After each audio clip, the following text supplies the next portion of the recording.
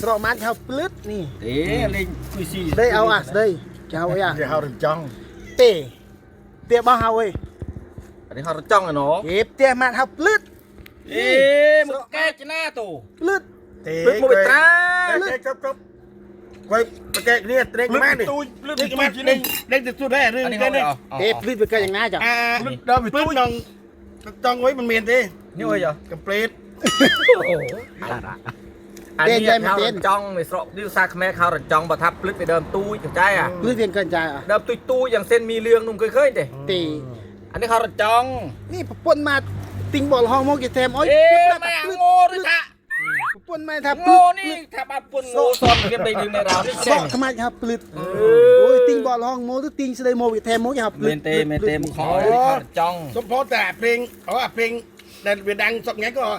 ปืดกระตุ้ดได้เอาเม้นไป เต้อ่ะนี่ท่านผู้ชมดูนะครับที่บ้านเรียกอะไรกันครับที่บ้านผมเขาเรียกว่าปลึดนะครับนี่ปลึดแต่บ้านพี่เขากับบ้านพ่อสมจิตนะครับกับบ้านผมกับเปรตครับกับเปรต อันนี้นะถ้าจะเอาตามหลักความจริงเนี่ยเขาเรียกบัวแดง บ้านผมนะบัวแดง บัวแดง แล้วภาษาเขมรเขาเรียกว่ารันจอง แต่บ้านผมเขาเรียกว่า บัวแดง แต่ภาษาเขมรเขาเรียกว่าปลึดนี่ มันจะไปปลึดได้ยังไงเนี่ยมันแม่หมดใกล้ไอ้อาเท้าพญายโมไรมาอาเท้าพญายโมไรมาเท้าพญายโม นี่ แล้วเขาไม่ได้ ใกล้ สาย สู้ บัว นาโตนี่เขาบัวแด บ้าน งจอง ภาษาไทยเขาเรียกสายบัวแต่ภาษาเขมรเรียกเฮาปลึด มันจะปลึดจะนะโต มือที่เฮารันจองนี้ เขาจองไว้เมนนี่ว่ามันแกอาทิตย์พญายโมไรอ่ะเส้นสัญญาได้ พยายามสู้พยายามสู้